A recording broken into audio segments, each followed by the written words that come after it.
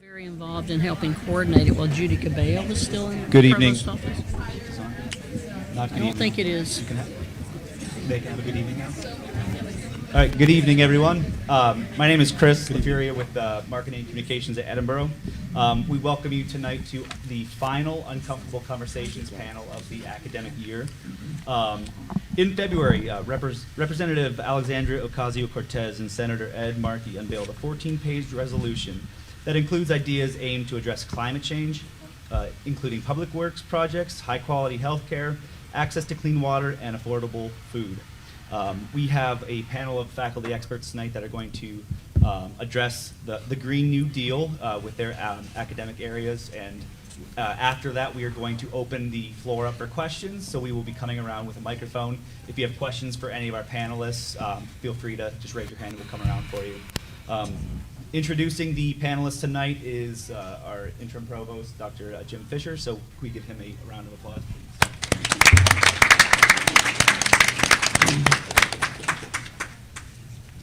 Good evening, everybody. So I'm going to introduce our panelists, and we'll let them talk and talk with you. So our panelists, in order of the order in which they're going to speak, Dr. Jared Jenrette is a professor of history at Edinboro University, where she has taught and conducted research since 1992. Dr. Jenrette earned a bachelor's degree in history and theology from Mars Hill College, a Master of Arts in history from Appalachian State University, and a Ph.D. in history from West Virginia University. Since fall 2014, she has been taking one online class each semester at the Chicago Theological Seminary, including courses on Jewish thought, Hebrew Bible, and Gospel and Women's Voices. Dr. Jenrette has taken students on academic and cultural trips since 1993, including trips to Salem, Massachusetts, Boston, Chicago, Philadelphia, Washington, D.C., and Charleston, South Carolina. Her most recent publication is a book chapter examining North Carolina women during World War I. Dr. Karen Eisenhart is an associate professor in the Geosciences department of Edinboro University. She holds a Ph.D. in geography from the University of Colorado Boulder, where she specializes in biogeography. Her research interests include long-term forest dynamics with a specialty in dendrochronology, which is the use of tree ring methods to understand forest-climate relationships and to discern long-term ecological patterns. For the last 15 years, she has taught environmental studies courses at Edinboro University, including conservation of natural resources, climatology, physical geography, forest geography, and conservation and environmental planning. She has a strong interest in conservation and environmental sustainability, and as a citizen of the earth, tries to practice what she teaches. Dr. Jingzi Jiang is an associate professor of economics at Edinboro University. She received her master's degree in statistics and her Ph.D. in economics from Washington State University and a bachelor in finance degree from Shanghai University. Her passion for sustainability influences many areas of her life and inspires her to pursue challenging research projects. Her pursuit to thoroughly understand economic theories and her strong qualitative and analytical skills have led her to produce high-quality research with high productivity. She has developed nationally recognized research projects in energy financial economics and environmental economics, which may potentially support the revitalization of older industrial cities. Dr. Jiang has made important policy and outreach contributions in environmental economics, especially plastic pollution reduction. And Dr. Jerry Jenlin is an associate professor of international politics at Edinboro University, where he has taught courses in Russian politics, American foreign policy, national security, terrorism and political violence, and American politics since 2002. Dr. Jenlin holds a Ph.D. from the Fletcher School of Law and Diplomacy at Tufts University. He has held research and teaching positions at the Massachusetts Institute of Technology, the Moscow State Institute of International Relations, and the College of the Holy Cross. He maintains an active research agenda, presenting at national and regional conferences, and is regularly engaged by the media as an analyst of global affairs. So welcome to our panelists, and let's get started. Thank you. Uncomfortable conversations. Well, it's uncomfortable in here tonight, right? Because it's hot. And they say there's no climate change. It's not a problem. So that's kind of what we're here to talk about. My job is to talk about history. Surprise. And so let's talk about the fact that the Green New Deal is not the first New Deal that we've had in American history. The world came to an end in 1929 when the stock market crashed and people felt their lives were falling apart. By March of 1993, 12 million Americans were unemployed, out of a possible 50 million employable people. That's a lot of people. So what was the president, newly elected President Franklin Delano Roosevelt, going to do? So he decided to implement what he called his 100 days, where they introduced lots of new legislation. It's called the alphabet legislation, but that alphabet legislation extended well beyond that 100 days. One of the things that he did to try to restore faith in the country was he engaged in fireside chats to talk to America, to talk to the people about, don't worry, the banks are going to still be here. They're not going to close. They're not going to go away. Your money is safe. Don't go to the banks and pull it all out, because that'll just create more problems. So he did a lot to try to restore trust with the American people. So just to mention a few of the pieces of legislation that were implemented, and I would not suggest that all of it was effective, that it all had positive results, but a lot of it did. So here are some examples. One of the things that the Franklin Roosevelt administration felt that it was important to do was to restore people's faith in the economy. So, for example, they introduced the Federal Emergency Relief Agency to try to deal with victims of natural disasters, to help them get back on their feet. In 1935, the Social Security Act was introduced and passed. We still have that, at least for the foreseeable future, right? They also introduced something called the Security Exchange Act to regulate the stock exchange in hopes of ensuring that corruption would lessen. Also, the FDIC, the Federal Deposit Insurance Corporation, restored confidence in banks by promising people that if they put or left their $5,000 in the banks, it wasn't going to go away, it would still be there. One of the most significant pieces of legislation was what was called the Tennessee Valley Authority, the TVA. And this is basically where the federal government harnessed electric power in 7 or 8 states, really poor states, and provided employment for people, but also made sure that America's farmers in those states had what they needed. This caused a lot of concern among business interests, among power companies, private power companies, because if the government is taking over electric power and distribution of electric power, then what's going to happen to private corporations, okay? This also, certainly the TVA, the building of dams in different places, holding back water in places that were not accustomed to doing that, certainly affected farmlands. So some people would say that that was not a positive thing. The CCC, and I should make Chris come up here and talk to you because he has personal experience in his family history with the Civilian Conservation Corps, which targeted unemployment problems in America's cities. It employed 18 to 25-year-old men, and what they did was they went out and helped reclaim government-owned land and forest through irrigation, soil enrichment, pest control, tree planting, fire prevention, and other activities. They earned $1 a day, and they had to send part of that home to their families. Women were barred from the CCC because it was seen as a construction opportunity or construction jobs, and construction jobs were not deemed appropriate for women to engage in. The Works Progress Administration provided mostly construction jobs. It oversaw the construction or repair of more than 650,000 miles of roads. It built schools, libraries, recreational centers, and outdoor privies. Do you know what an outdoor privy is or was? It's a bathroom. It's a porta potty today. So they constructed these. In its first 6 years, the WPA spent $11 billion, 3/4 of it on construction and conservation projects, employing 8 million people. 8 million people. All of these pieces of legislation targeted white men. I have to say this, they targeted white men. Women were excluded in some cases. Immigrants were excluded. People who were Mexican were excluded. African Americans were included up to 10% in some cases, up to 15% in some cases. So there was no level playing ground in that regard. What else? Another piece of the WPA was the theater project. I have to mention this because the theater project is something that people don't often think about. So what it did was it provided entertainment to more than 60 million Americans, many of whom had never been to the theater. It also provided a program whereby African American children were taught to read and write, which increased the number of those children in primary schools in this country. And artists. Have you been in Cole Auditorium? Have you looked up at the ceiling? That is a WPA project.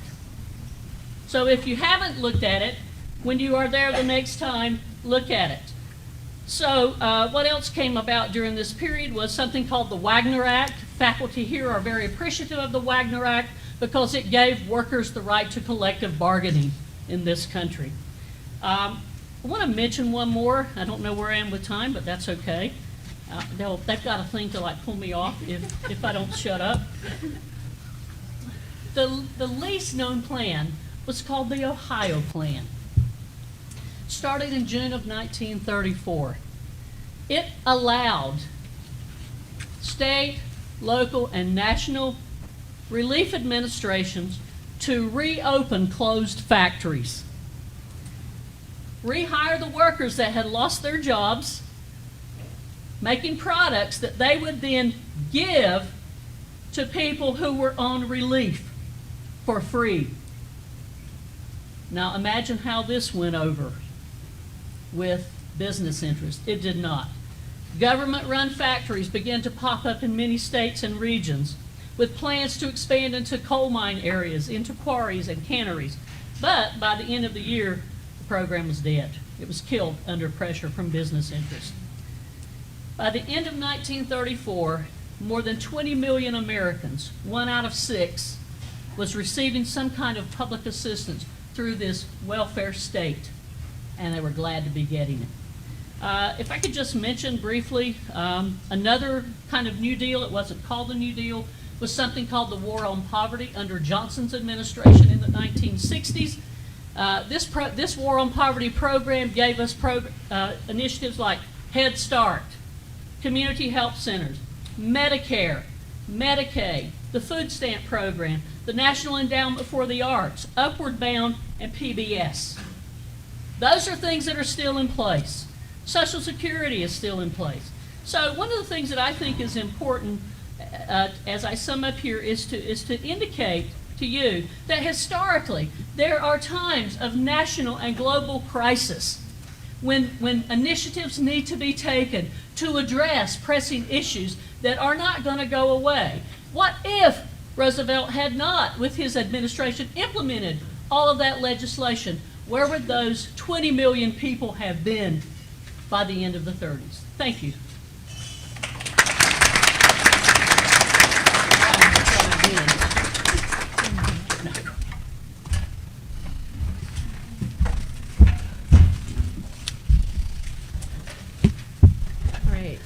The 14-page resolution that Democratic Representative Ocasio-Cortez submitted to Congress begins with a reference to 2 recent reports on climate change and its impact. So all the things that Dr. Jenrette talked about are also integrated and wrapped up in the Green New Deal with climate change. So I thought I would just give you a little bit of context for that.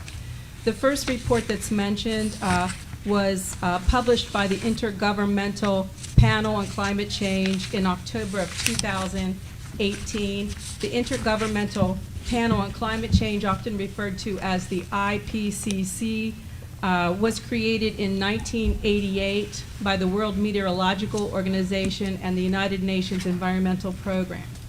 The IPCC does not conduct research.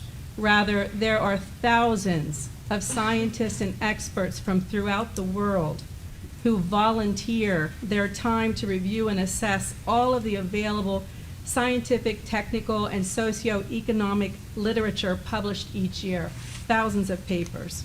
The purpose of the IPCC is to provide all governments around the world at all levels with scientific information needed to develop climate policies.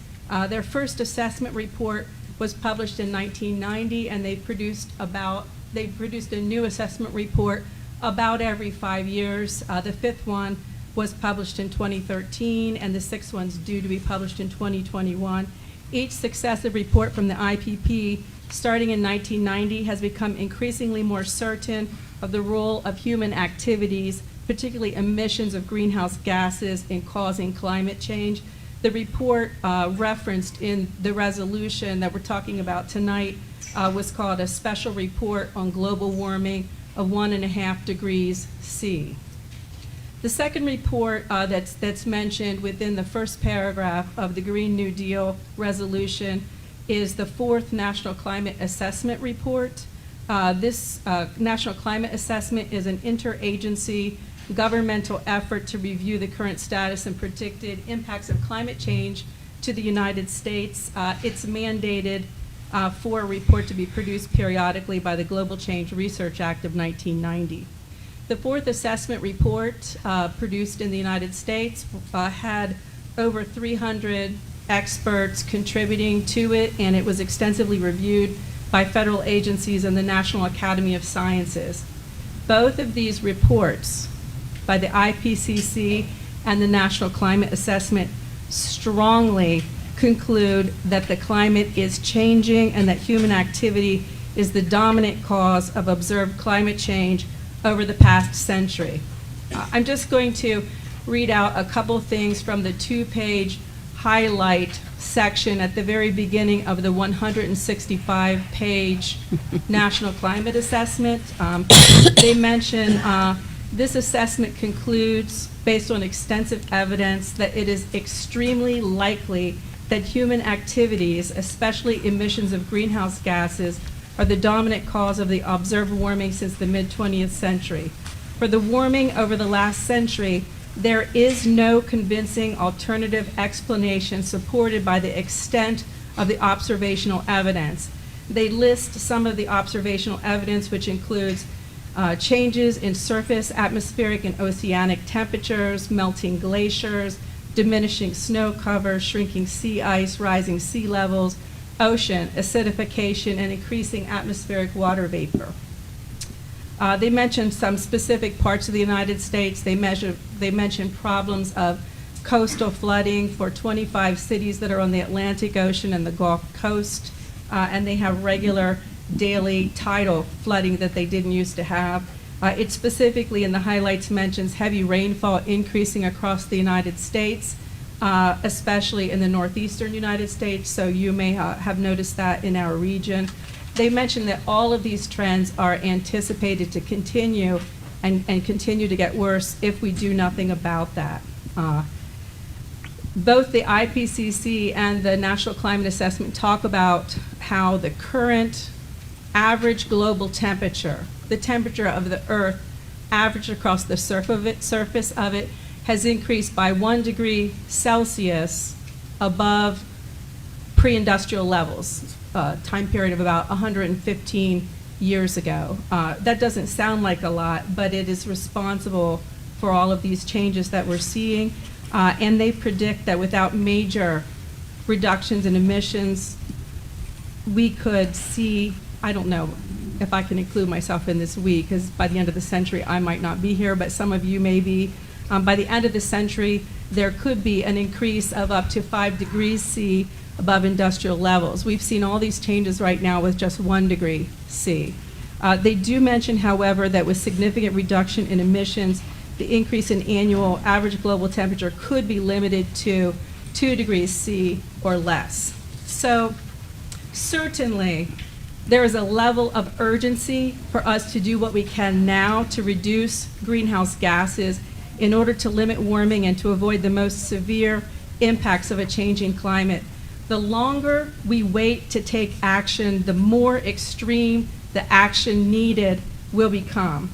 The climate actions that are listed in the Green New Deal resolution are ambitious, but they have to be.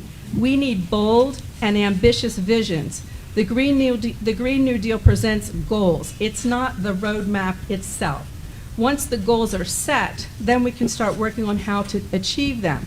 We have lots of options for strategies. Some strategies may include regulation. Some strategies could use economic tools like carbon taxes.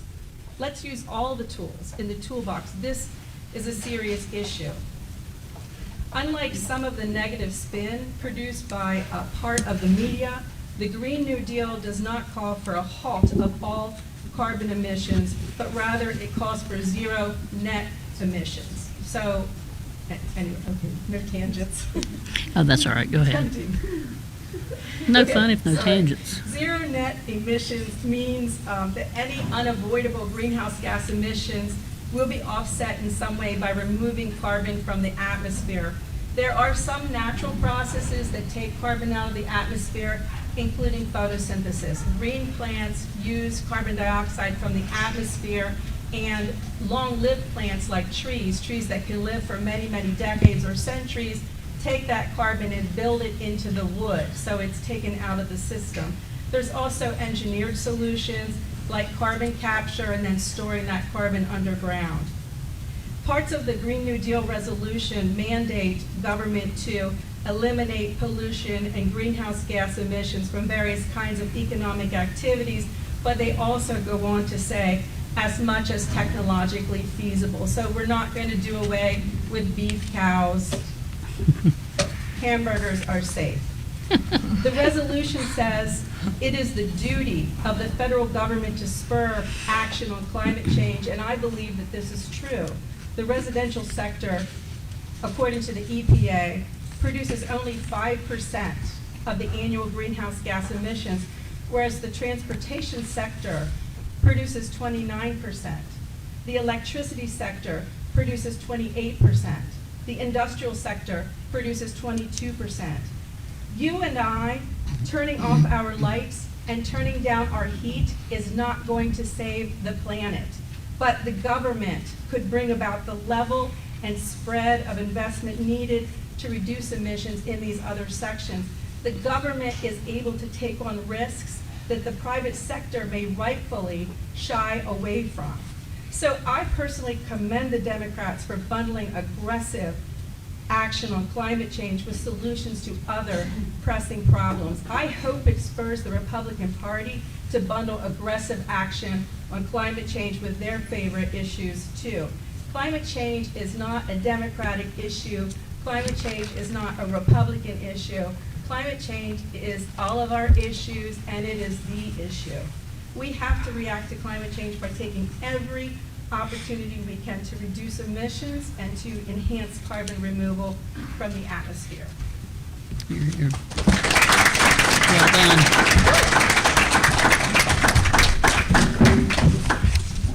Good job. That felt like 2 minutes, but I bet it was 10. About.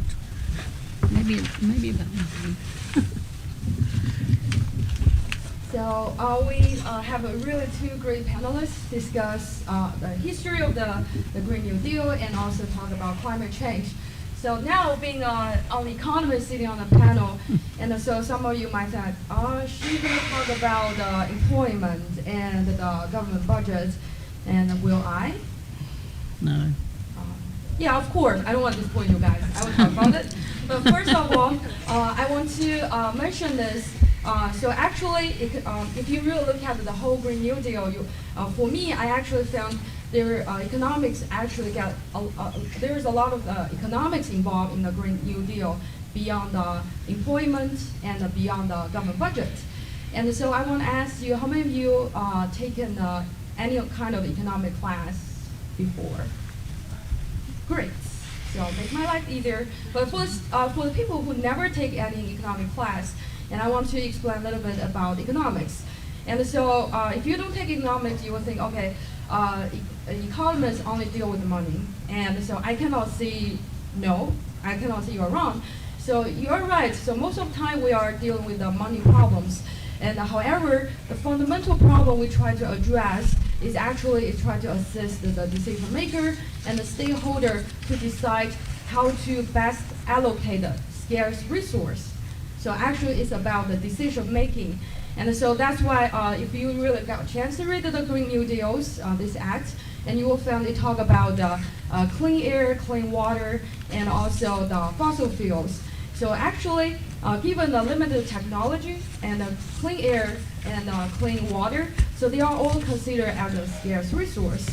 And so when we are, people are debating about, arguing about clean energies. And so from economists' eyes, what they are debating is whether you should consume the clean air today or waiting for the future generation to consume those clean air and the clean water. And so for us to answer this question, it's not easy yes or no question. And actually we'll go deeper to ask questions. And so should we, how much should we consume the clean energy, clean air, clean water today so that we will not suffer our current generation. At the same time, we want to save enough clean air and clean water so that our future generations will not be suffered. So that is what we are trying to figure out. So we try to figure out the optimal points. So that's what economists try to answer. And so I will keep on my promise, and I will talk a little bit about employment. And so as in my bio, Dr. Fisher mentioned about, I have a statistic background. So I love numbers and I love statistics. So that's why I will offer you a couple of numbers. So the first is I found the number from Bureau of the Labor Statistics. So the report is generated in April 2018. And so they report that the fastest employment growth from 2016 to 2026 is a solar panel installer. So their project, it will increase by 105%. And the second is the wind turbine service technicians. So the increase will be 96%. And also I visited the U.S. Energy Information Administration website to check on the solar energy consumption and the wind energy consumption. And so what I found is in 2008, so the solar energy consumption in 2008, which is about 10 years ago, so that is 4.52 trillion BTU. And the wind energy consumption is about 65.193 trillion BTU. And so 10 years later, 2018, and then the solar energy consumption is increased to 49.558 BTU, and which is about 996.17% increase.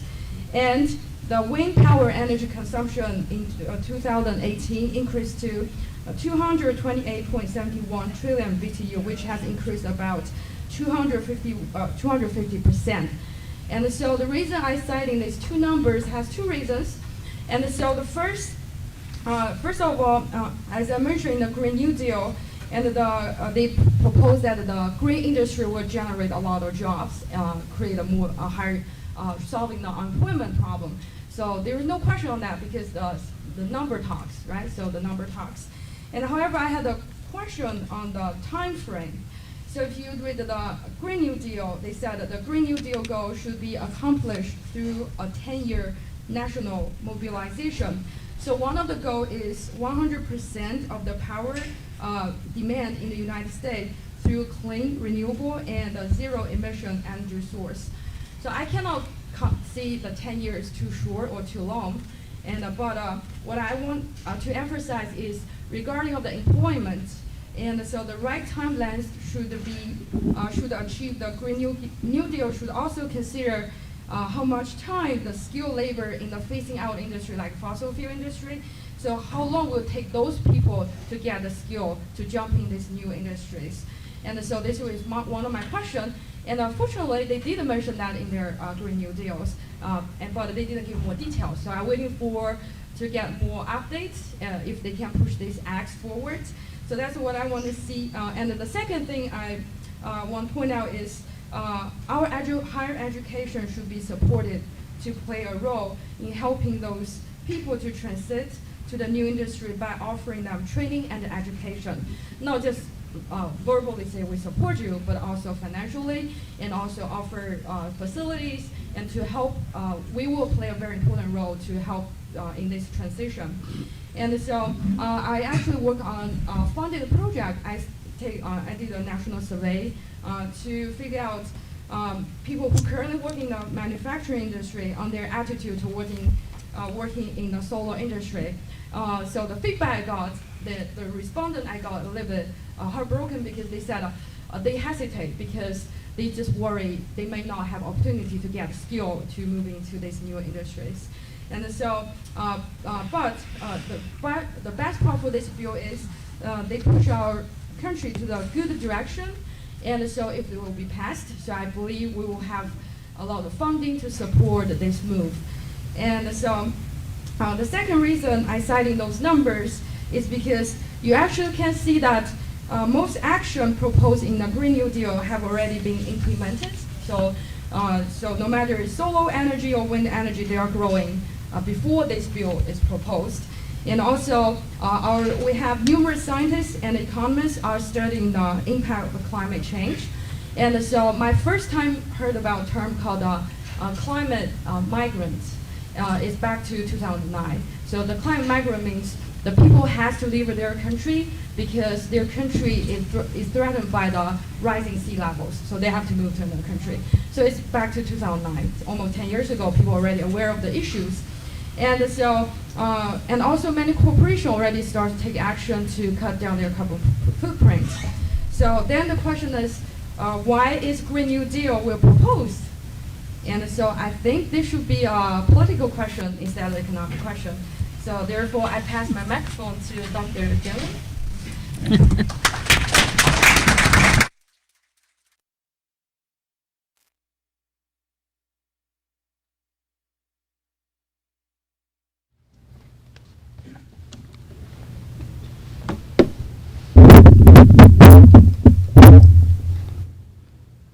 Good evening. The Green New Deal consists of two sets of goals. One relates to climate change, the other relates to areas of social justice, and I'm going to talk about both of those in the political context, and if there's time, I will relate all of that to something else and make this a truly uncomfortable conversation by talking about Donald Trump, the Mueller report, and North Korea, if there's time. We've talked a lot about the environmental aspects of the Green New Deal, but the social justice part, I think, is just as important. For example, the Green New Deal seeks to guarantee a job with a family-sustaining wage, adequate family and medical leave, paid vacations, and retirement security to all people of the United States. Excuse me. The plan also advocates providing health care, affordable housing, economic security, access to clean water, air, food, and nature to all people of the United States. So it's an ambitious, vague, idealistic, maybe utopian plan, and it clearly appeals to the progressive left, but that's not such a bad thing by itself. So here are some facts that might help us put it into political context. First, on the environment. 73% of Americans believe that climate change is happening. That's an increase of 10 percentage points over the past 4 years. Only 14% of Americans say they don't believe that climate change is happening. And therefore, I think the discussion about whether climate change is real or not and people denying it and so on, I think that discussion is over, and the deniers have lost. The American people clearly believe that it's happening and that it's a problem that needs to be addressed. Since self-identified conservatives only make up about 35% of the population, liberals only 26%, it means that there's a lot of conservatives and a lot of moderates who do believe that climate change is real and it needs to be addressed. And that's particularly true of young people. Young conservatives, young moderates, not just young liberals, believe that climate change is something that we have to deal with. And that bodes well for the Green New Deal. But just because you agree that a problem exists doesn't mean you agree on the solution to that problem. You still have to convince people, especially conservatives, that there is a government solution to the problem and that the people need to make sacrifices in order to bring that solution into reality. For conservatives to accept that a problem has a government solution and that they have to make sacrifices, the people will have to be shown that the problem affects them personally somehow, that they are impacted by climate change and by other social justice issues raised in the Green New Deal, and that's where I see one of the problems. Here are some other facts on the social justice aspect. Take healthcare, for example. Most Americans rate their own healthcare coverage as good. 80% say the quality of their health care is good, and more than 2/3 of Americans are satisfied with their coverage. The number of people who view health care as an important issue in politics has actually declined. So to get conservatives and maybe even some moderates on board with a government solution to the healthcare problem, it's been difficult enough with Obamacare. It's going to be even more difficult if you try to propose something like Medicare for all. It's going to be very difficult when the status quo is working for most people. Third, 56% of Americans say the country is going in the wrong direction. Only 37% say it's going in the right direction. Actually, that's been the case for a long time. Most people have said for quite some time that the country is going in the wrong direction, no matter who's in control of Congress, no matter who's in the White House. People just are unhappy with the way the country is going, and you know what, they always have been. So it's not clear that that statistic alone indicates that they're going to support some ambitious proposals like those in the Green New Deal. Therefore, I conclude, I'm not done talking, I just conclude this section.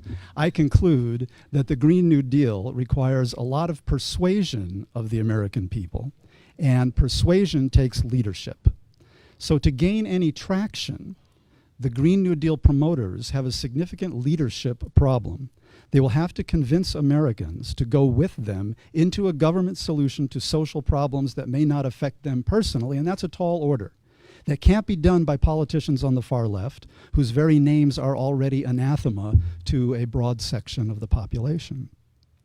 You can call something the New Deal and harken back to the Great Depression, but in 1932, as Dr. Jenrette pointed out, unemployment was already at 24%. A lot more people felt the effects of the Great Depression, and even people who didn't feel it personally could see it every day as they were walking down the street.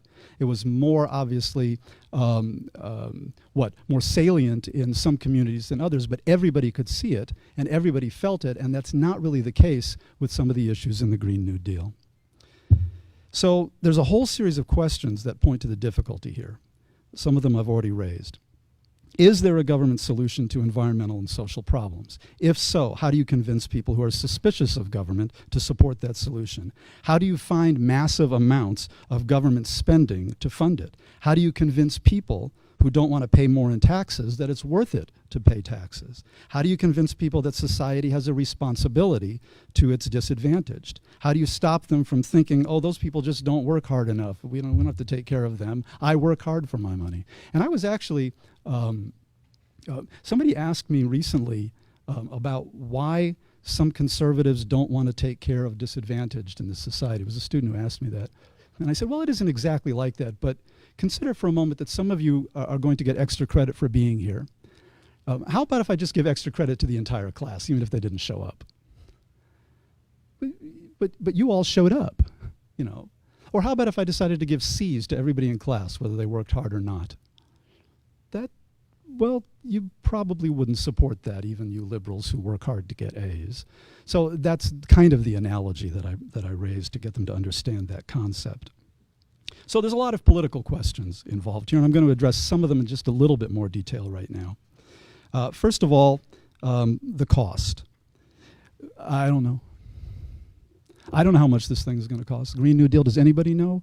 And the reason we don't know is because it's really just a set of goals. As we said, there's no specific policy proposal. If my goal is to get healthy, that's a great goal. But how do I achieve that? It's one thing to say I'm going to get healthy. It's another thing to say I'm going to eat right and go to the gym 5 days a week. I'm not doing that. So that's just too much of a sacrifice.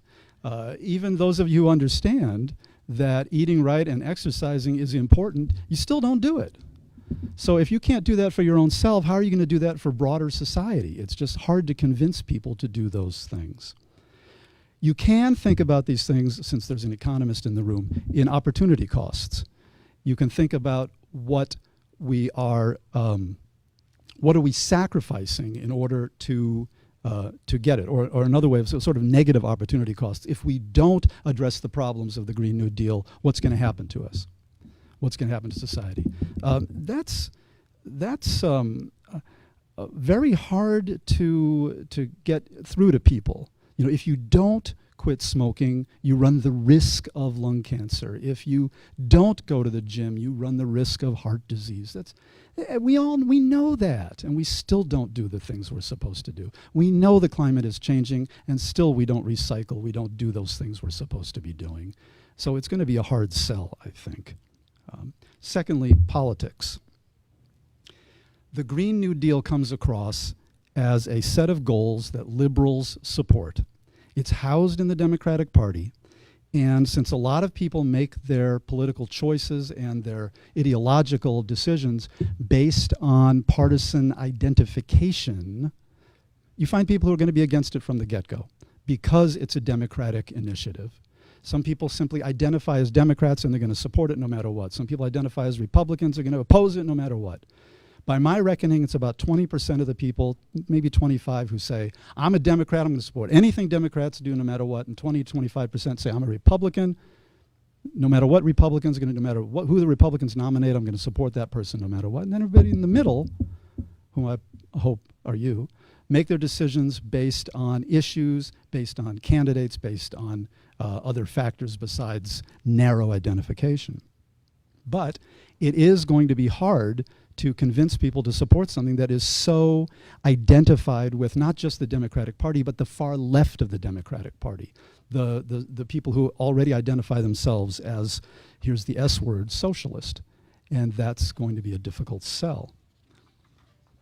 I think that to really address these issues, if you really want to turn the Green New Deal into something practical, you have to be more functional. You have to come up with something that is actually doable. You have to take a step that people can support. You have to say something like, well, I don't know about eliminating oil from the economy in the next 20 years, but I do know that we can give subsidies to the solar industry, or we can give a tax break to people who buy a hybrid vehicle, tax breaks that don't expire or something like that. That's a much more functional step that I think conservatives would support also, because it involves tax breaks, right? I think that the functional approach, advancing one policy at a time, also would work in the social justice aspect of it. I don't think Medicare for all is going to work. I think you need a private sector solution to social problems, which I think Obamacare was or is. I think it's actually a private sector solution. It's not socialism. It enshrines the role of insurance companies. What could be better in the private sector than making insurance companies bigger and more powerful? So that's the kind of thing I see working here. But you have a real psychological barrier, because a lot of the things that are proposed, even if you take a small functional step little by little, you still requires higher taxes. It still requires people to pay more. And it's just it's a hard sell to get people to say, look, I have $50 in my pocket now, or I can give it to the government to distribute to environmental and social causes. I think I'll keep my $50. I think that's what a lot of people are going to say, which is why a lot of people supported the tax cut from a couple of years ago, because it put $50 in their pocket. And that's real money to people, right? I'll skip this part, and I'll get to the uncomfortable conversations part. My nickname for the Green New Deal is the re-election of Donald Trump, because I think the more the Democrats pull their own party to the left, and the more the socialist wing of the party, or the progressive wing, whatever you want to call it, takes over the party, the more moderates and disaffected Trump voters will shy away from it. I think that there are a whole lot of Republicans, more than you liberals think, who don't like Donald Trump, who wish they had an alternative and would actually vote for a Democrat if there was a Democrat they could support. But a Democrat who supports Medicare for all, getting rid of the insurance companies, large taxes and so on, is not going to get those voters to vote for them in 2020. So the more I think Bernie Sanders or someone like that pulls the party to the left, the more those people are going to say, no, that's scary, I'm voting for Donald Trump again in 2020. So I see the Green New Deal as simply the re-election of Donald Trump. The Mueller report, which came out today, which some of you may know about, doesn't really give the Democrats, not yet, enough to run on in 2020. They're going to need something else. They're going to need a positive agenda, which is what the Green New Deal is, or something really very negative. And if I were to advise the Democrats, and they haven't called me this year, but if I were, I would say, run on the negative. Run on the fact that Donald Trump's policy toward North Korea has been a failure. His economic policy has failed. His tariffs have failed. He's riding the wave of the Obama economic growth and so on. I would attack him negatively rather than trying to run on the positives of the Green New Deal, because that's too far to the left. So I really see it as a non-starter. I see it as threatening. I see it as scary to people. And I don't think the Democrats right now have the leadership to bring it into effect. Thank you.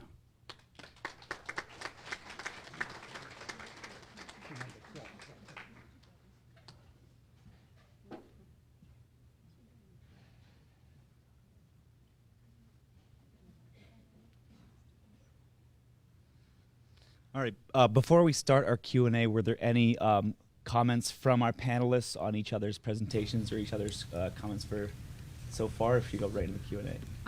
I'd like to hear what students Okay. think. I'd like to hear just from the audience. I have some pet comments, but All right. Do we show of hands if we have questions from the audience?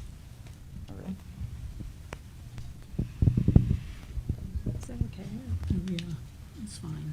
Because we've been talking for like 45 or 50 minutes. My throat got very.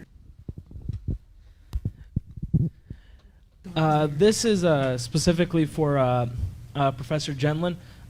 Specifically, if they were to pull a lot of these ideas for pushing more renewable energy, and a shift in that energy sector with more or hard base numbers and ideas on how to actually accomplish that, do you think that that might actually gain some traction? Are you asking whether people can be convinced by data, or I'm unsure what you're asking? Because right now, when you were talking about it, one of the big issues that you cited was the fact that it's more a set of goals, not objectives. Like, these are the numbers that we want to see. These are the numbers that we can feasibly hit.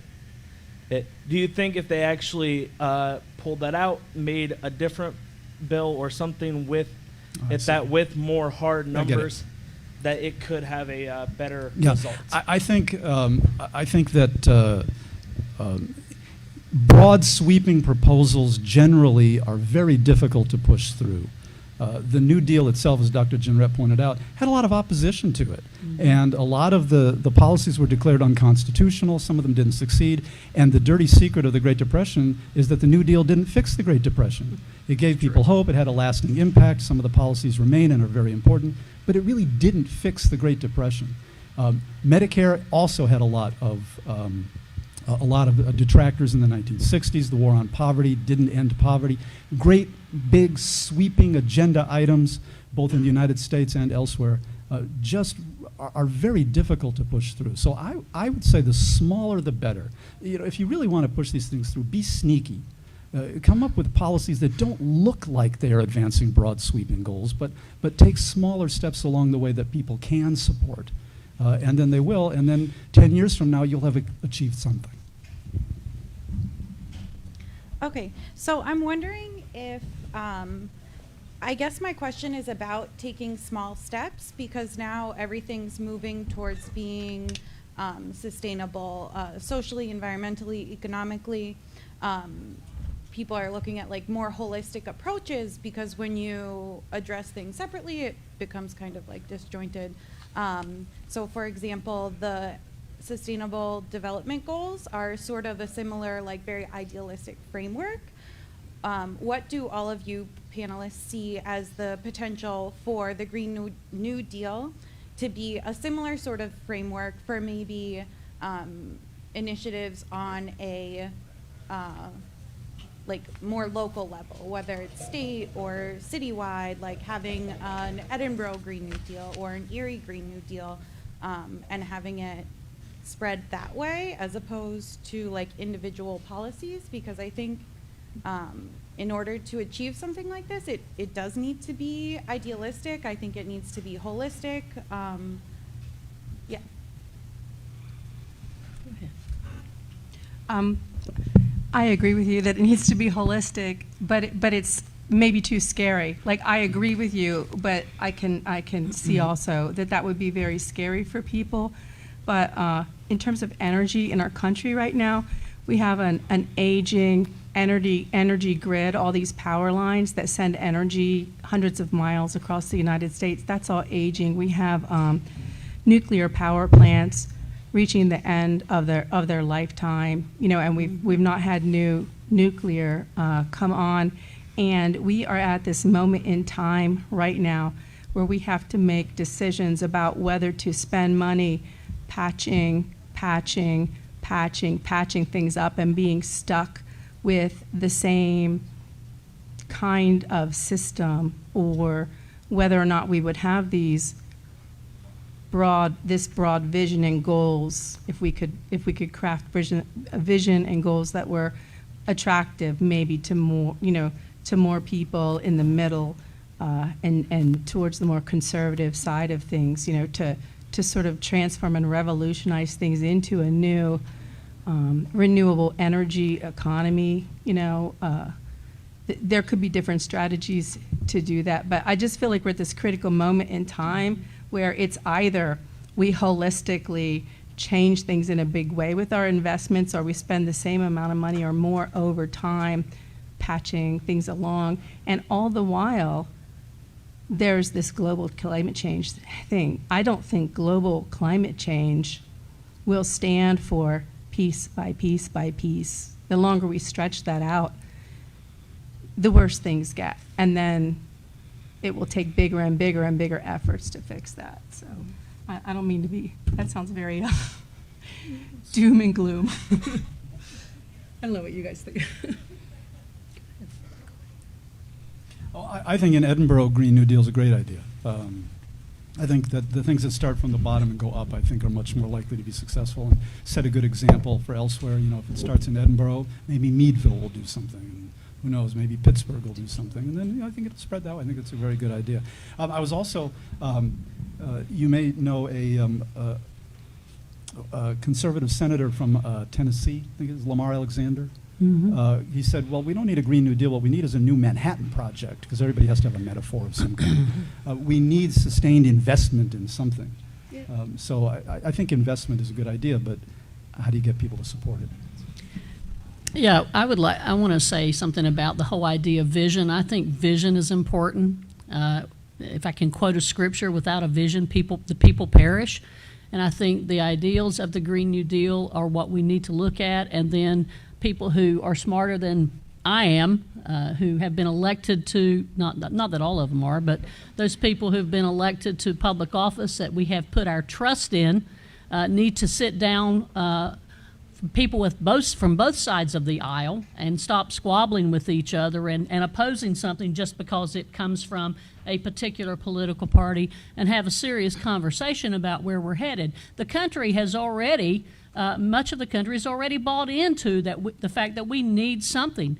Edinboro University, at the end of every email, don't print this, or think about this before you print it. Recycling cans in different places. I've been recycling for years. As long as I've lived in Edinboro, I've been recycling. And so I think the country gets it. I'm originally from North Carolina. Every time I drive down there, especially in the last 5 years, places that used to be clear pasture land or farmland, they're still farms, but they're solar farms now. I've been amazed at driving through conservative, rural North Carolina that all of these solar farms are being put up, and every time I go down there, which is every year, I see more and more. So I think the country, much of the country gets it. It's too bad Washington doesn't. And so I agree with all the panelists, and they talk about vision. Vision is very important. But as Dr. Jerry already mentioned, as also my remark also mentioned, we already moved to that directions. And so the only, I agree with that student, if they can start from small, like Edinboro Green New Deal, that would be great. I don't know how many of you really take time to read this Green New Deal. Can you make a guess how many words in that bill? Just make a quick guess. 6,000. I'm sorry. 1,984 words. It's really short bills. So when I'm reading that, I see goals, but I'm the practical person and practical economist. I saw it, I said, where's the money come from? It's pushing a joint, as I mentioned, the economists will try to best allocate a scarce resource. And in this whole bill, I didn't see, they realized we had a scarce resource, didn't see the detailed solutions. They just mentioned about the goals. All the goals are great, but what would be the practical steps? I didn't see that. But if we really can, starting from the Edinboro Green New Deal, and we actually can push back, tell them what should we do, how we executive those, how we execute to achieve those goals. So. Cool. I'd first like to apologize. The only panelist whose name I know is Dr. Jenlin, but this is to all the panelists. The panelists on the far left, you brought up the CCC, the Civilian Conservation Corps, earlier, and I'd just like to say I do know a bit about that because my one great uncle was in the CCC, and my other great uncle fought in Korea. One planted trees for money, and the other died in a swamp for money. And the similarity is they were both technically under the command of the Army. I know that the CCC was under the command of Douglas MacArthur. So my question to all the panelists is, do you think that the only way to really get these big, broad, quick changes that we need is to make this a national security issue? Because I think like New York and like Miami going underwater is like a national security issue, and make it a military operation, just like how the CCC was. And Dr. Jenlin specifically, do you think if you framed it like that, that the Green New Deal is Army strong and it supports our troops, do you think that could bring over some conservative voters? Interesting. Well, just real quickly, it is a national security issue, and the Defense Department recognizes it as such. The DoD has been active in trying to figure out the effects of climate change on security policy for a long time. Not just because the glaciers are melting and therefore the Russians can now sail their ships through the North Pole area that they couldn't do 25 years ago, but also the effects on things like population and access to water, the kinds of wars that are going to be fought, the ability of the United States to project its power around the world depending on sea levels and so on. It's very much a national security issue, and they already know it. So, go ahead. Yeah, actually, your question remind me, we have 2 Energy Acts. So one is in 2005 called Energy Acts, and another one in 2007. They actually called Energy Independent and Security Acts. So one of the interesting part for this act, they actually pushing the ethanol forward. So if you go to a gas station, you have 10% ethanol mixed with your gasoline. So you know ethanol is clean energies. So I think that bill they sell pretty well is they put the national security as one reason to pushing that clean energy forward. So that's actually a very interesting idea. I'm not going to really respond to the question, except it reminded me, I don't know, since there's so many college students in the audience, do you realize that we have something that is similar in some respects to the Civilian Conservation Corps in the United States today? It's called AmeriCorps. Mm-hmm. And so they hire college students in the summertime, and they hire college graduates doing all kinds of good work, conservation work, social science work, war on poverty work, education work, all around the country, and the government pays a stipend, and they give you a little cash award at the end of that time to help pay down your student loans or to put it towards going to graduate school. So AmeriCorps.com, just thought I would advertise for the modern version of that. My only response to your question, which has really given me pause to think, so I'm going to request more time to really think about how I would respond to that, but I will say that it causes me concern when we talk about militarizing things that we shouldn't have to militarize, things that are common sense. Social justice, it's about life, right? It's about your children and what kind of conditions your children are going to live under if we don't do something, and do it fairly quickly. So, good question. Thank you. Yeah, there's so much that can be said. I just want to make a comment about the political scene. The Republican Party, it was Nixon who started the Environmental Protection Agency, and Bush 1 said, "I'll be your environmental president."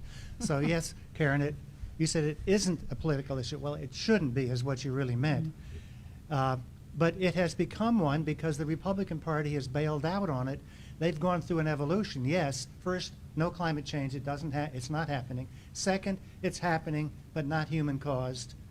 And third, it's human caused, but there's nothing that we can do about it. But they have gone absolutely south on this. And I mean, I'm trying to be neutral here, but I think there is an argument that the Republican Party has gone off the rails in the last 20 years.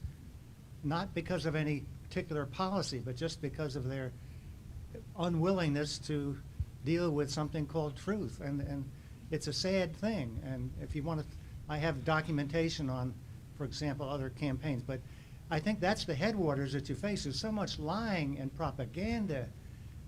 And you you all know the story about the frog in lukewarm water, and that's where we are. I think when it becomes a real emergency and millions of people are fleeing Bangladesh, you say, "What's that to me?" Well, it will become something to you, but then it's too late. So I'm sort of pessimistic. I don't think humans evolved to handle this kind of thing. If I throw a rock at you, you'll duck, but anything fragile, we can't even see it. Sorry. Well, I just wanted to have a reaction to that. Some of you that I'm really asking for a reaction. Am I wrong to be pessimistic? That's my question. Do you have a thought about it? Okay, my response is, and I've always loved this statement that Jesse Jackson used to use, and that was, keep hope alive. And I think it's important to not give up hope. But I hear what you're saying, because we do have issues. Because if we didn't, this would have been fixed. They would be addressing this now. We wouldn't need to have these kinds of conversations. But I believe that as an individual, I have to keep hope in me about the fact that there will be positive change at some point. I may not see it, but I hope Lydia will see it. She's sitting right behind you.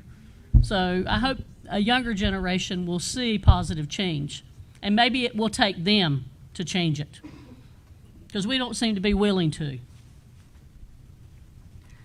I think that you said in somewhat ideological terms what I tried to say in kind of academic terms, which is that if you don't make it personal for people, if they don't see the rock coming at them, then they don't feel the need to duck. If you tell them there's going to be a rock 5 years from now, why should they duck now? You need to figure out how to get people to duck now, or to get someone to stop throwing them. I mean, you need to make it real for people. And that's something that neither party has been able to do, and I don't think the Green New Deal does that. I don't know that the Republican Party has gone off the rails in that, but I do think that the voters the voters who tend to vote Republican, conservative voters, are much more likely to value things like individualism, individuality, and so on, that make them less likely to support a collective solution to these kinds of problems. First things first, thank you all for being here. This has been a very interesting panel and interesting talk. But we can all agree that we want to reach more greener energy, reduce climate change. The problem is going to be there's going to be two paths to go down that route. The government can do it for us, or we can have the individual do it as well. My question is for you, for all four, is how, I don't hear a lot of people talk about, I heard it was mentioned earlier, I forget which panelist mentioned subsidies for companies doing more greener practices. The issue is, I hardly ever hear that. Every argument I'm so used to hearing, I hear more and more often, which concerns me as a citizen, is to push for more government, more taxation to provide for it. Whereas with a subsidy, maybe I can give you money and we can put it back into the system. Whereas that tax doesn't quite work the exact same. And so my concern is, why isn't there more push for these green business practices as opposed to the push for a much bigger government?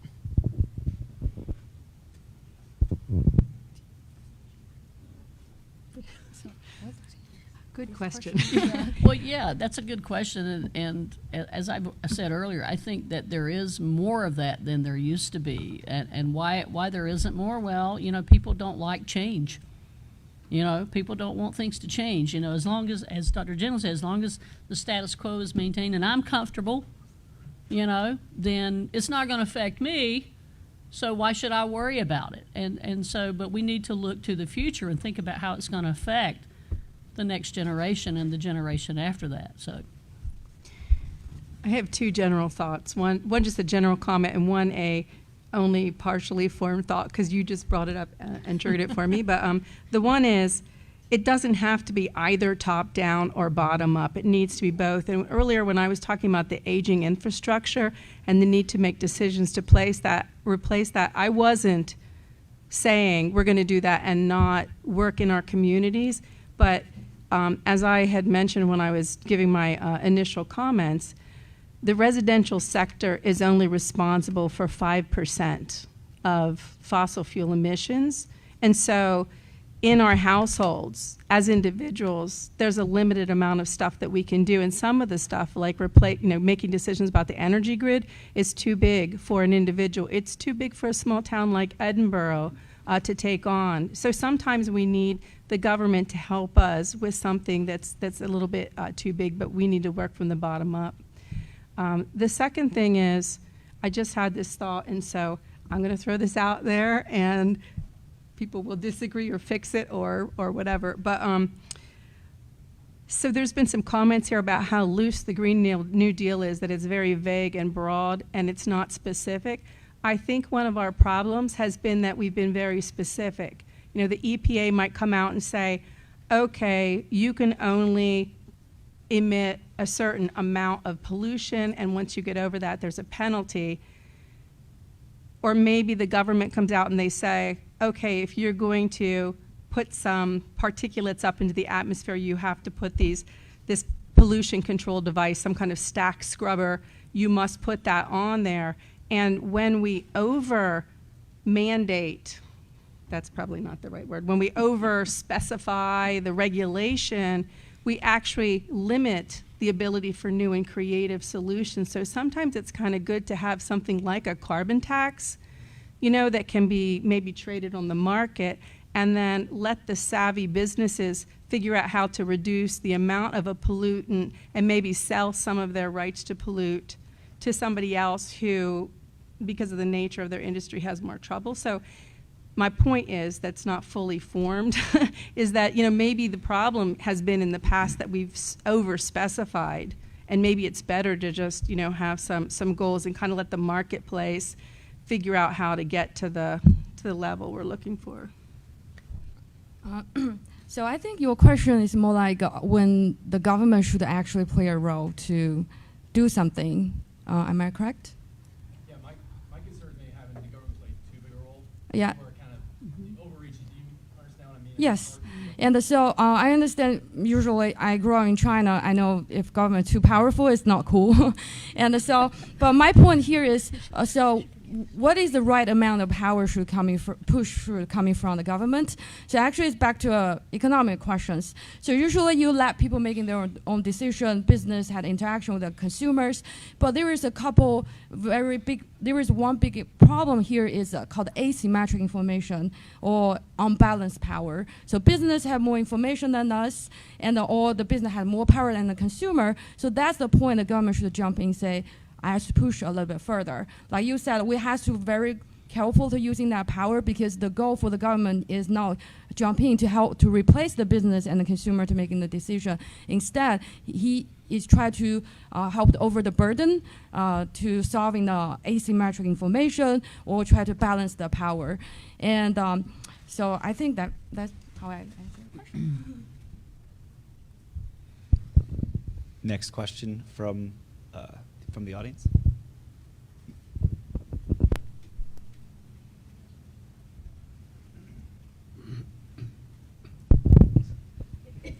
I noticed that the Green New Deal was being defended as an investment as opposed to an expenditure. But where exactly is the return coming from on the Green New Deal, on the investment?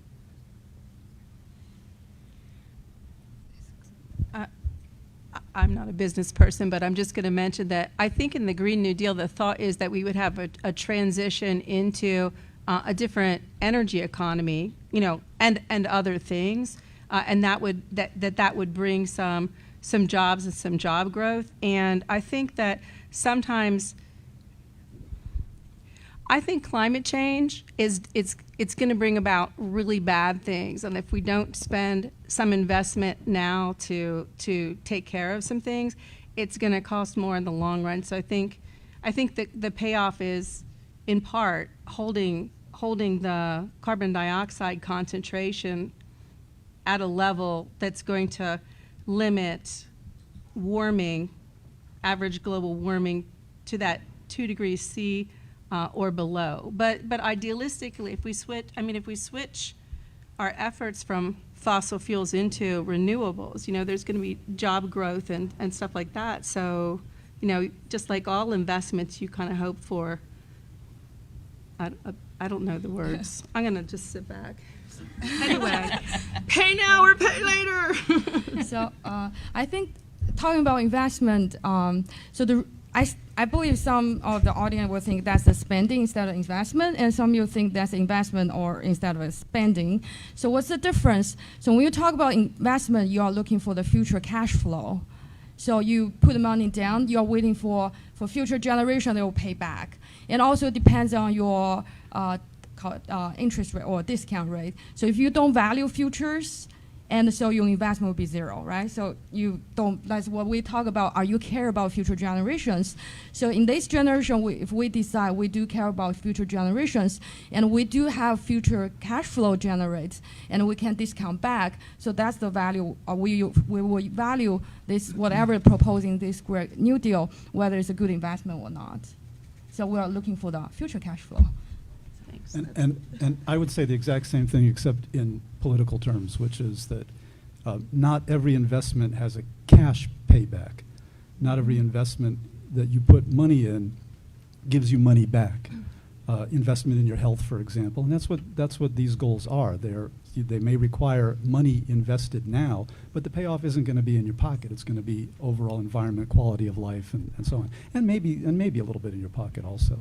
At least that's the idea. If the U.S. were to implement the New Deal, is it enough to reduce global warming as a whole, or is it something that we need to get other countries involved in? And then how do we go about doing that? There are other countries involved in it. The Paris Accord, I don't know what the number of countries is. I'm like channeling 198. Does anybody know?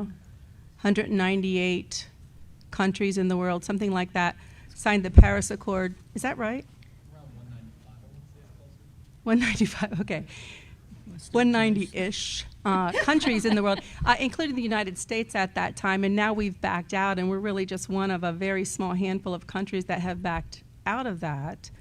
But probably and that Paris Accord, as well as this Green New Deal, don't specify carbon dioxide emission levels. Like, they don't have actual numbers in there, and it's non-binding. The Green New Deal would be, it's a resolution, it's non-binding, and just the international agreement, the Paris Accord, is also non-binding. So definitely other countries should do it. In the Green New Deal, if you read it, one of the things that they say in the beginning of this is that the U.S., over the history of industrialization of the United States as a country, historically they're responsible for about, I think it's something like 20% of the carbon dioxide emissions, and so we have a responsibility to do something about it. But we certainly expect other countries as well, and I think we have to take into consideration rapidly industrializing countries like China. But China's becoming a world leader in wind and solar, and if the United States does not step into this marketplace, there's other countries, Germany and lots of other countries that are, establishing these renewable energy industries that are going to leave us in their dust. So I don't know if I answered your question, because I started to and then I went off. Do you want to? Just a fact check, I guess. Okay, The Paris Agreement, it was signed by 175 parties. I was way off. It's 174 countries and the European Union. Okay. So there's some numbers. Well, any more questions that we? Well, can I just add a few words to that real quick? Yes. The rest of the developed world is way ahead of the United States on environmental protection. In Japan, recycling is mandatory You get fined if you throw away the wrong thing in the wrong place. In Europe, they have cars that get 50, 60 miles to the gallon and so on. I mean, these societies don't have America's traditions and America's culture in a lot of ways, but they're way ahead of the United States on that particular issue. Yeah, I want just follow Dr. Jelen said. So it's really who really feel that scarce resource. So Japan limited land, and population is they are decreasing a little bit, but they have limited land. The same Europe, small land, but U.S. we have much bigger land, and we have relatively smaller population. So we don't feel that urgent. So that's why we are debating here. And as we talk about China, Japan, and also European countries, they already take actions. But I like your question because there is a little bit risky in that because we try to, in the Green New Deal, they said hope we will lead this momentum. But in terms of whether we will generate this called a bandwagon effect, we don't know. So we hope we can do it. So that's what they are proposing. Don't pointing finger to other countries why you are not doing that. But I agree completely about the bandwagon effect, and I just remember the second part of your question. The United States generates about 20% of global GDP, 20% of the global economy. So if the United States were, in fact, to do great things with the environment and Green New Deal, the rest of the world would follow. I mean, they would almost have no choice but to react to what the United States does, if it could do it. So I want to make this conversation a little more uncomfortable and go back to your question, young man with the cap on. Why people and corporations and government maybe aren't doing more? Well, maybe they're waiting for the disaster to happen so they can then capitalize on it. It's something called disaster capitalism, put forth by Naomi Klein in her work of 2006 called The Shock Doctrine. Read it. Next question.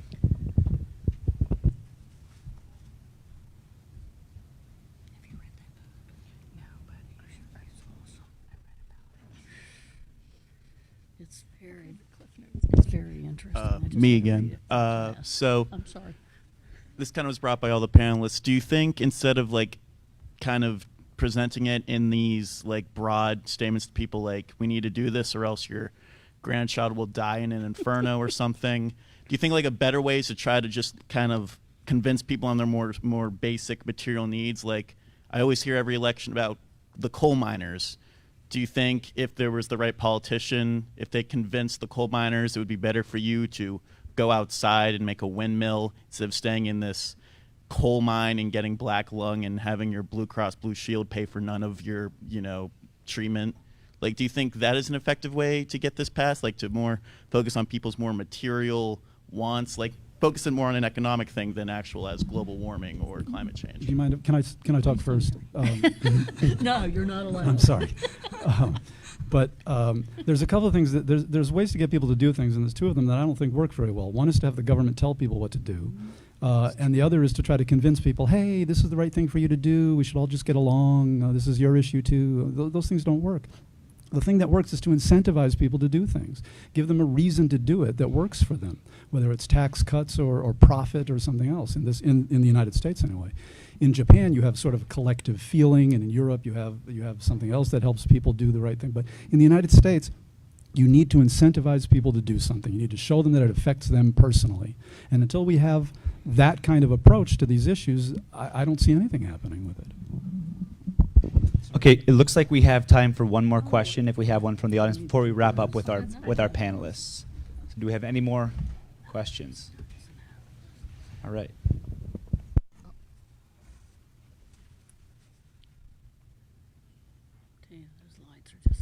So as you mentioned, there are these environmental policies in other countries that are working, that are incentivizing the people that live in those countries. And I'm talking specifically to the right end of the panel. It kind of seems like, yes, it seems like you don't think that's going to work in the United States. And as you said, we have to incentivize people. Do you think it's a generational thing? Like you've mentioned the young people in the room, how we kind of have this idea and we grasp it and we understand it, but there's people that don't. So why are they working in other countries and why aren't they going to work here? And is it a generational thing? The short answer is that it's a cultural thing, and in the United States, where we celebrate individualism, individuality, and so on, we don't have the responses that they do in Japan, where they celebrate the collective, and in Europe, where they have other things. In Japan, they don't have to incentivize people. They just tell people this is good for everybody, and then everybody wants to do that. We don't have that here. So that's why I think here you need to incentivize people. You don't have that in Europe. You don't have that in Japan. Did I just answer your question or avoid it? I'm not sure. I mean, it's the American culture. And the American culture has made America great in so many different ways, and now, at least as far as this is concerned, stands in the way. I want to add one word. It doesn't consider as an American thing. If you get a chance to look at behavior economics, so it's not just about American. Actually, we have economic theory. They do experiment on human behaviors. They do found that giving incentive is more effective than punishing people. Think about, you always like get raised in the salary, right? So if somebody said, "Oh, we're going to cut you $10 off," you can say, "No, I'm going to quit my jobs." So that's kind of not just about your generation, not just about the American. I think it's kind of the trend is we have economic theory to support it. And that was the second thing was, I agree. The second thing was generational. Absolutely, there are generational shifts.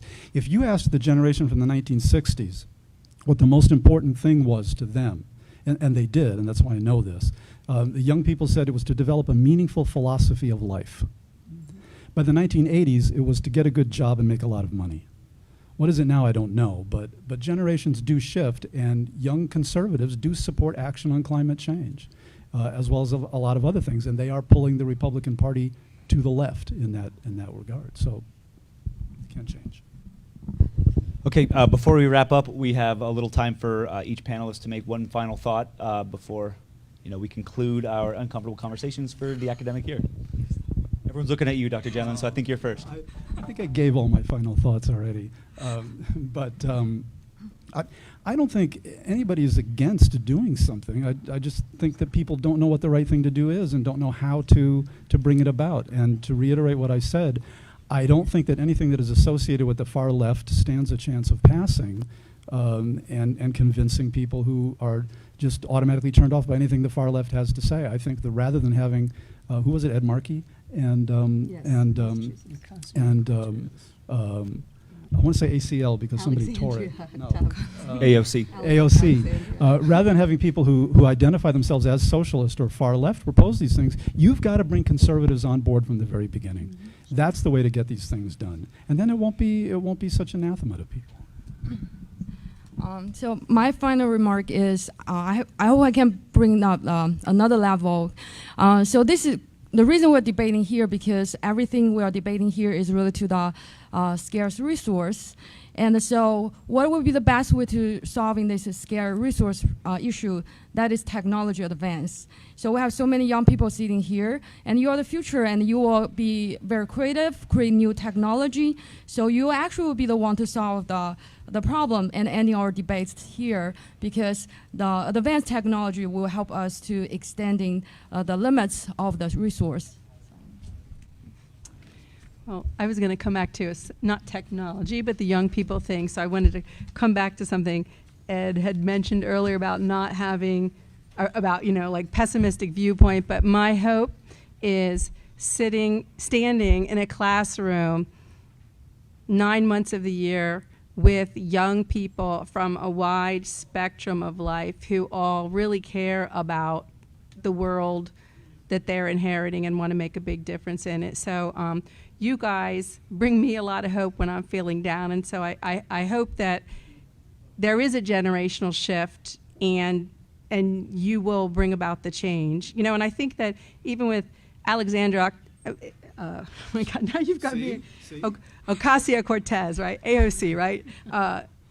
People, it seems to me like people in the conservative media like to vilify her far more than she deserves. I think she's young and she's smart, and I don't think that everything she says is super far out there, and we already live in a social democracy. We've got public education, we've got public highways, we've got a lot of public stuff as well as private stuff, so I don't think that she's out there. So I'm hoping you guys can kind of come together and find a way to change things. So technology, but also just some other kinds of political and behavioral change and acceptance, and having society learn to talk amidst their differences, their political differences or religious differences or whatever. So you guys bring me a lot of hope. That's my final word.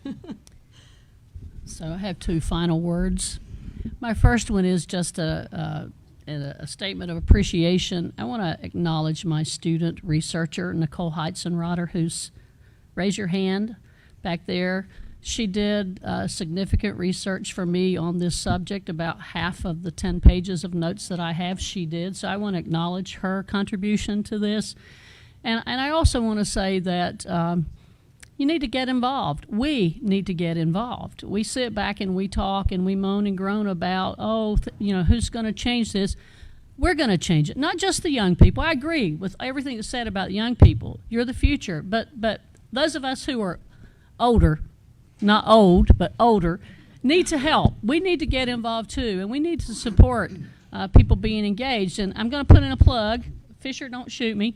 Lydia Lath, who's sitting on the second row, is a young person who's actively engaged in local politics. She's running for the Washington Township Council. So that's something that you can do. Vote.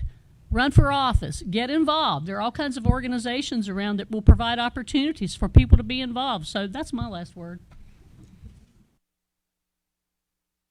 Can we get a round of applause for our panelists tonight? All right. Thank you for attending our final uncomfortable conversation of the academic year. We've covered some great topics. If you know of any that you would like us to cover in future sessions or next academic year, feel free to email them to Dr. Fisher. His email address is jdfisher@edinboro.edu, or you can look him up on our directory. So one more round of applause, and everybody else have a good night.